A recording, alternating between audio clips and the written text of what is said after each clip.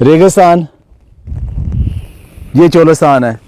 कभी सोचा था कि सहरा में चोलिस्तान के अंदर आपको ये खूबसूरती नजर आए।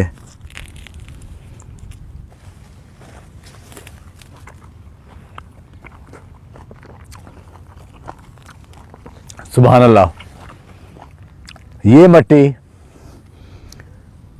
जिसको सिर्फ और सिर्फ ये जहन में आता है कि यहाँ भूख होगी, नंग होगा, कभी बारिश होगी, थोड़ा पानी आएगा, जानवर यहाँ मरते होंगे, बच्चे यहाँ भूखे होंगे, गर्मी से मरते होंगे, वहाँ ये खूबसूरतियाँ, ये टेक्नोलॉजी है, ये पैशन है जो कि एक खुश्क सहरा को एक खूबसूरत हरा भरा बाग बना देता है।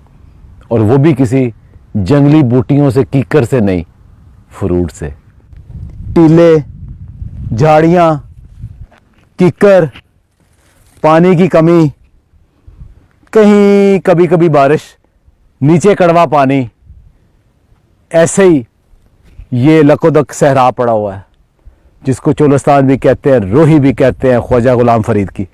लेकिन जब इंसान सोच ले कि इस सहरा को आबाद करना है, 2000 एकड़ के ऊपर इस तरह का एक फार्म अगर मिल जाए और एक डेडिकेटेड पैशन, वो एक जनूनी किस्म के एक्सपीरियंस्ड एग्री साइंटिस्ट को एक टास्क दे, वो 3 साल के अंदर इस खूबसूरत नौजवान के तमतमाते गाल बता रहे हैं कि उसने कितना अच्छा काम किया और इसको ये नखलस्तान बना दिया। और 700 एकड़ के ऊपर 1 लाख पौधे लग चुके हैं। ये इंशाल्लाह करोड़ों का रेवेन्यू 1 साल में ये जनरेट करेंगे। आज से 3 साल पहले ये इलाका सिर्फ एक सहरा था, डेजर्ट था, कोई चीज़ यहाँ नहीं होती थी। तो सहरा को जब आबाद करना होता है तो पहले उसकी ये कंडीशन होती है, तो ज़रूरी नहीं कि आपने उसको सारे का सारा लेवल करना है, लेकिन मेन जो बड़े बड़े टीले हैं वो लेवल करते हैं आप। लेवल करने के बाद फिर आप उसमें ड्रिप सेट करके और उसके बाद फिर उसमें आर्चर लगा देते हैं। तरीका यही होता है कि हमने जो पैसा लगाना है ज़मीन की लेवलिंग पे, वो हम टेक्नोलॉजी पे लगाते हैं। इनोवेशन आती है, आपको एक डेजर्ट को आबाद करने में हेल्प मिलती है। और ये जो हम ड्रिप लगा लेते हैं, ये इस पे फिर हम पौधा लगा देते हैं। मैं बिल्कुल भी एक्सपेक्ट नहीं कर रहा था, लेकिन अल्लाह ने हिम्मत दी है और उनकी मदद शामिल हाल रही। और जो हमारे जो यहाँ के मालिक हैं, जो ऑल इन ऑल हैं, मेजर राशिद नसीम, उनकी डेडिकेशन है, उनका पेशेंस है और मेरी टीम का सिर्फ वर्क है। मेरा गोल ये था कि 3 साल बाद हम लोग ऐसे बन जाएं कि हमारे पूरे साल में 12 महीने कोई ना कोई फल हो। ये टोटल 2500 एकड़ पे मुहित एक फार्म है और सारा डेजर्ट पे है ये आबाद। अब पूरे साल हमारे पास 12 महीने फल होगा, चाहे वो किन्नू की शक्ल में हो, चाहे वो अंजीर की शक्ल में हो, चाहे वो बेर की शक्ल में हो, खजूर की शक्ल में हो, या वो मीठे की शक्ल में हो, या वो ग्रेपफ्रूट की शक्ल में हो। पानी हमारे पास नहरी पानी भी है हमारे पास और ज़मीनी पानी भी है। चूँकि हमारे पास पानी की कमी थी नहरी पानी की, तो हम लोगों ने फिर जो नई टेक्नोलॉजी है जिसको हम ड्रिप इरिगेशन कहते हैं, तो वो हमने यहाँ पे लगाया हुआ है। अच्छा, ये आधे से ज़्यादा फार्म जो है ना वो अभी भी इस कंडीशन में पड़ा हुआ है, इसको भी बात करना है। बिल्कुल आबाद करना है हमने, और आबाद हम करेंगे अपने रिसोर्सेज से। पहले रिसोर्सेज हमने हायर किए, लोगों की ट्रेनिंग की है, सब कुछ किया।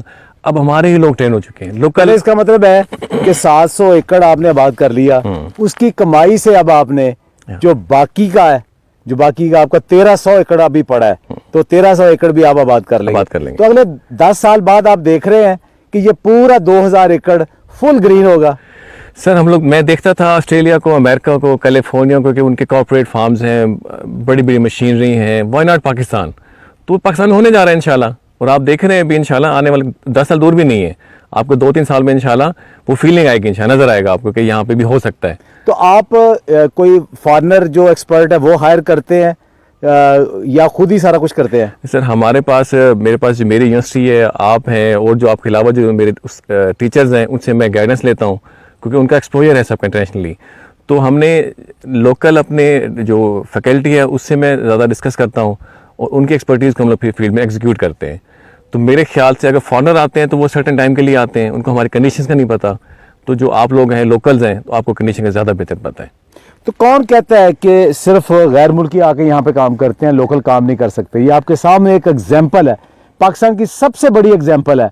एक सिंगल हैंडेडली एक नौजवान ने, एक एग्री ग्रेजुएट ने, आसिफ रियाज ने एक आपके सामने काम करके दिखाया है, जिसको कंपनियां तक छोड़ चुकी थी। लेकिन उस शख्स की डेडिकेशन, मेहनत और टेक्निकल जो नो था, उसकी वजह से ये एक सहरा जो था ना, उसको हमने आबाद कर लिया। तो आए इस सारे सहरा को हरा भरा कर दें।